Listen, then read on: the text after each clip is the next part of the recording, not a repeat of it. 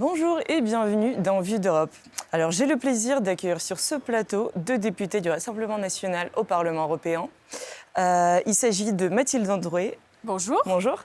Et Hervé Juvin. Bonjour Tamara. Bonjour. Alors nous abordons le mois d'octobre. La rentrée est maintenant terminée. Mathilde Androuet, quel retour faites-vous sur les événements qui ont animé cette rentrée ? Alors au-delà de l'aspect purement scolaire, j'étais très frappée par l'offensive islamiste qui règne de plus en plus dans les couloirs de nos écoles. C'est un phénomène assez français parce qu'il est vrai que les frères musulmans ont pour cible depuis beaucoup d'années la France comme étant un peu un paravent important parce qu'on affirme notre laïcité, on le revendique, on l'a institutionnalisé, mais aussi un ventre mou dans le sens où énormément de la communauté musulmane grossit énormément et des fois sur des bases qui sont foncièrement islamistes et fondamentalistes. Et en l'occurrence, on a vu de plus en plus fleurir, notamment par l'influence des réseaux sociaux aussi, parce que pour le coup, cette communauté s'appuie beaucoup sur la jeunesse, qui est beaucoup plus, on va dire, radicale sur sa pratique religieuse. Donc on a vu fleurir dans les couloirs de nos écoles des signes religieux, des pratiques religieuses. Et même, hélas, souvent la réponse des institutions est soit le pas de vague, comme quoi Samuel Paty n'a pas beaucoup aidé, ou alors des agressions. En effet, on a eu près de Caen, dans Paris, un professeur agressé parce qu'il avait demandé à une jeune fille d'enlever son voile et elle a appelé directement son frère, parce qu'en plus c'est un système de troupes, pour qu'il vienne agresser le professeur. Donc j'étais très frappée par cette manière insidieuse, propre à la manière d'opérer des frères musulmans, de faire de l'entrisme dans le milieu éducatif. Et ce qui me frappe beaucoup en Europe, c'est la manière dont les institutions, aussi bien européennes que nationales, sont très gênées en fait par cette avancée et le gèrent plutôt assez mal, voire même en certains cas l'accompagnent. Et c'est vrai que faire un panneau, on aura peut-être l'occasion d'aborder un peu plus cet aspect-là, mais un panneau un peu global, la manière dont l'Union européenne accompagne ce qui est, à mon avis, totalement anti-européen et, à mon avis, très périlleux, très dangereux et menaçant, aussi bien pour nos enfants que pour notre avenir à tous, finalement. C'est vrai que cette question de port de voile à l'école se pose de plus en plus au sein des États membres de l'Union européenne. Mais est-ce que leurs gouvernements ils sont plus actifs sur la question ? Est-ce qu'ils sont plus énergiques, on dirait, plus que la France ? Alors c'est très variable en fait. C'est souvent soit des mairies qui renoncent, refluent, et on avait, je crois, c'était le cas en Suède, d'une mairie qui demandait à ce qu'il n'y ait pas le voilement d'enfants.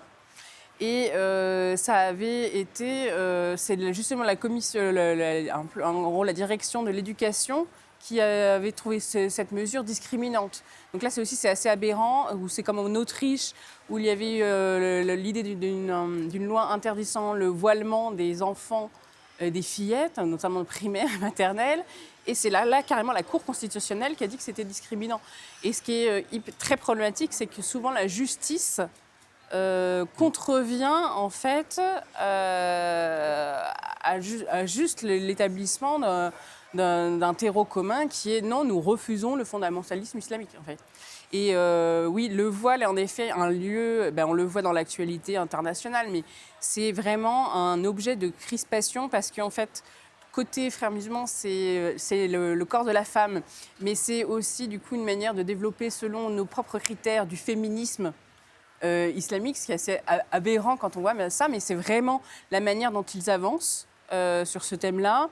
Et on le voit au sein des institutions européennes, clairement, il y a des associations, des ONG pour femmes musulmanes, et donc qui travaillent beaucoup sur l'imposition du voile.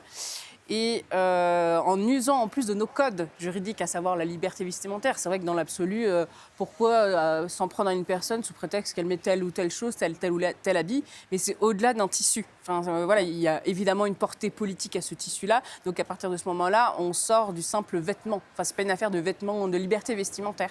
Et il faut, je pense, que l'Union européenne soit beaucoup plus ferme sur la manière dont elle définit la liberté de la femme, la liberté du corps de la femme et même de l'enfant. En fait, c'est très problématique parce que du coup, c'est une stratégie propre aux frères musulmans, notamment, ou aux miligo-russes turcs, là, cette fois-ci, c'est d'être au sein de la société. Donc c'est pour ça qu'il s'accroche beaucoup à l'éducation.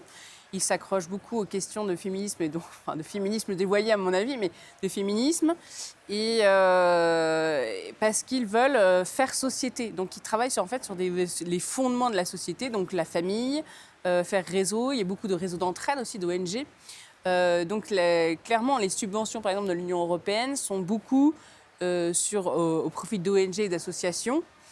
On a compté jusqu'à 64 millions d'euros donnés par l'Union européenne depuis 2009 à des associations purement islamistes, à savoir notamment la plus grosse étant Islamic Relief, qui a énormément de réseaux dans toute l'Europe et qui, malgré la démission de tout son bureau en 2020 pour polémique sur tout l'ensemble de la direction de cet Islamic Relief qui était antisémite, malgré ça, l'Union européenne l'a déclaré jusqu'en 2027 partenaire humanitaire. Oui, justement, en parlant des institutions européennes, certains pointent du doigt la Commission européenne, par exemple, pour cette complicité avec l'islamisme radical. Est-ce que vous êtes d'accord ? Il y a l'islamisme radical, puis il y a l'islamisme de cohabitation et finalement d'acceptation. On a eu récemment la polémique sur un prix sur l'éducation remis par l'Union européenne, remis par la Commission, où on voit une enfant voilée. Alors en plus, là, on franchit clairement le seuil de non-tolérance de la plupart des Européens. C'est-à-dire que le débat reste encore ouvert finalement sur les adultes, les femmes adultes, est-ce qu'elles doivent, au-delà de l'espace public, est-ce qu'elles doivent être ou pas voilées.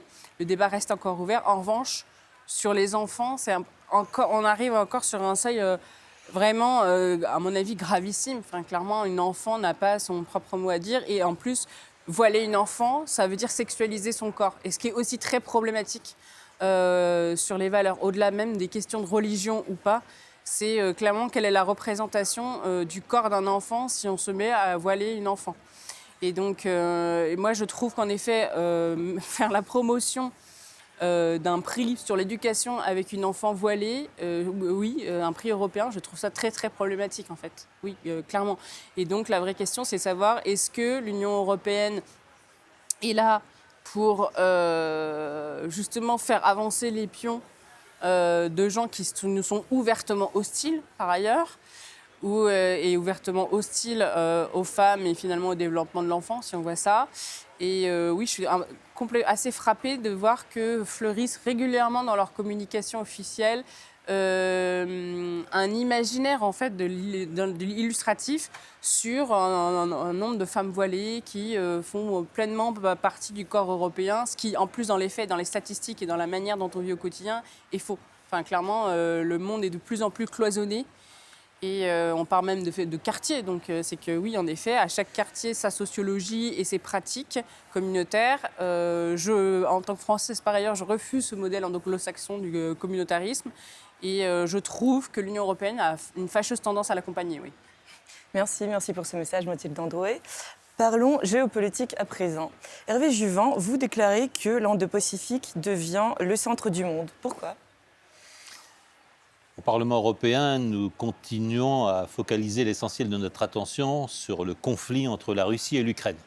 Mais le reste du monde a les yeux ailleurs. Le reste du monde a le sentiment que l'avenir, la puissance, la richesse, aujourd'hui se joue dans l'Indo-Pacifique. Laissez-moi donner juste quelques chiffres. L'Indo-Pacifique, c'est d'abord et de très loin la première surface maritime au monde. C'est cet immense espace qui va de la Réunion, de Madagascar, de l'Inde, aux côtes américaines et du Japon à l'Australie, en passant naturellement par la mer de Chine.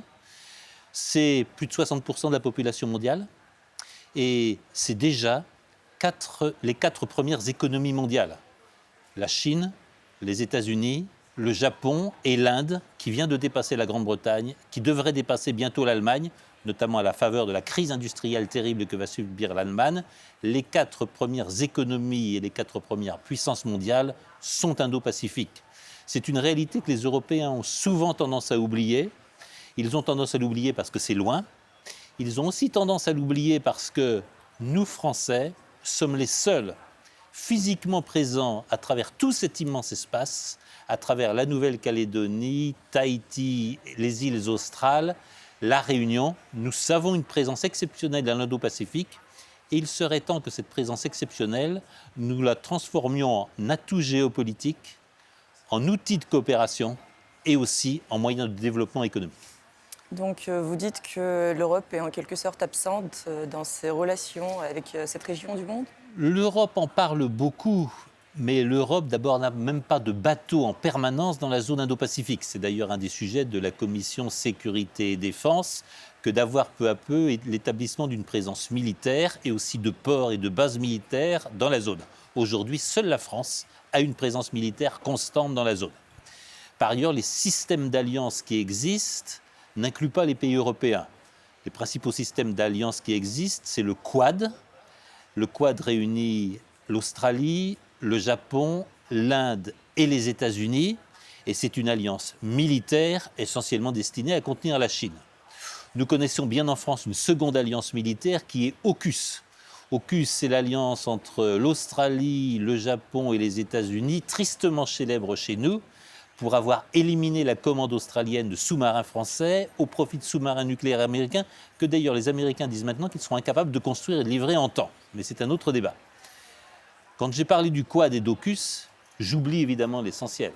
L'essentiel n'est pas militaire, l'essentiel c'est l'Organisation de coopération de Shanghai. L'essentiel, ce sont toutes ces associations territoriales qui dorénavant incluent l'Iran, inclut un certain nombre des pays du centre-est européen, inclut ces futurs géants que sont par exemple l'Indonésie et les Philippines, et qui sont probablement en train d'avoir un effet inconnu. Comme on me l'affirmait récemment à Delhi, le G20, le G7, dans un très proche avenir, ça sera l'organisation de Shanghai qui les organisera, et les pays européens comme les États-Unis n'y ont pas une place toute trouvée.